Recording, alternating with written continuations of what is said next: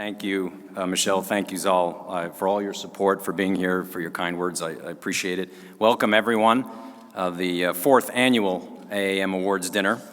As Michelle noted, AAM's mission transcends partisan politics.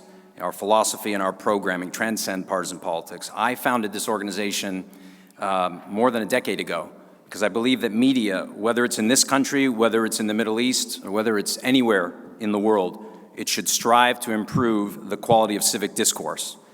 It should challenge opinions rather than simply reinforce them. It should facilitate respectful disagreement so people can learn to live with their differences. And it should help foster the free exchange of ideas and critical thinking. AAM's been working with leading media partners in the greater Middle East who share these values, and there are many of such partners. We co-produce televised town halls across borders that help bring people together for dialogue. We co-produce major documentaries with leading hosts from the region. We connect America and the Middle East for dialogue, and then we air it both in the region and in the United States on our International Affairs Public Radio series, America Abroad, that's hosted by Madeline Brand of KCRW in LA. We conduct workshops that bring the creative community from the United States to the Middle East to help mentor local writers, directors, and producers. And we support and are involved with the production of indigenous drama and entertainment programming in the region. And that's because our partners tell us that this can be a golden age for Arab drama. I believe that in light of the rancor and division we're seeing in our country, as well as the challenges of extremism and conflict in large parts of the Middle East, the relevance of AAM's mission is even clearer, even more evident today than when I first founded the organization. Zal Khalilzad talked about the importance of cross-cultural collaboration to advance the kind of values that we all share. On that point, let me note we have more than 10 ambassadors here tonight representing countries from the Middle East, North Africa, and South Asia alone.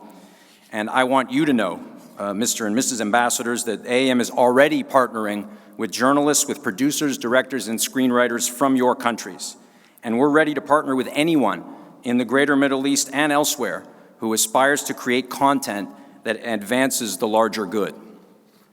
As a private nonprofit organization, we're driven solely by our mission and values.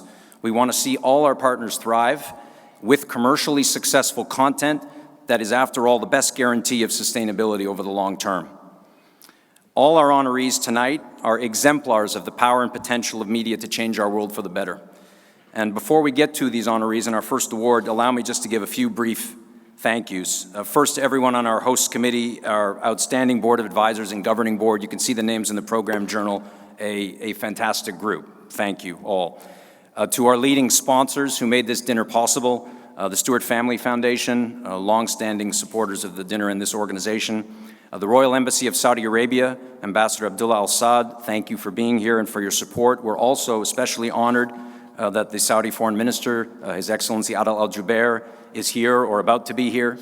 Thank you for coming. I know you have many friends here from your years in Washington. The Crown Family Foundation, the Margot and Thomas Pritzker Family Foundation, my thanks to Lester Crown and to Margot Pritzker. The Embassy of the United Arab Emirates, I know Ambassador Yusuf Otaiba is here. Thank you, Yusuf, for being here again and for your support. Avenue Ventures and Imad Zuberi, thank you, Imad, a new board member.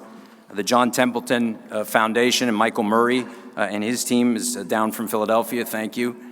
Finally, Etihad Airlines, special thanks to you for flying some of our honorees the long distance and for flying them well. We appreciate it, appreciate your support. Just a few more, three more special thanks. One to former Congressman Mike Rogers and his wife Christy Rogers, who are here for all their support and involvement with the dinners. And I think you're hearing either perhaps your salads or some initial course coming as we speak. John McGaffin, who's here, senior advisor in Washington to the TV show Homeland, who we're honoring tonight. Thank you, John, for all that you've done.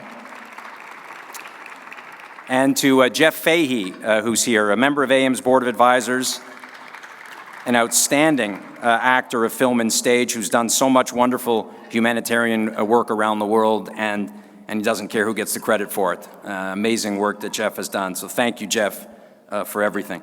I'd like to begin, before we get to the main course, with our first two awards of the night. And first, we're going to highlight the outstanding and courageous work of Afghanistan's leading television channel, Tolo TV, owned by the Moby Media Group.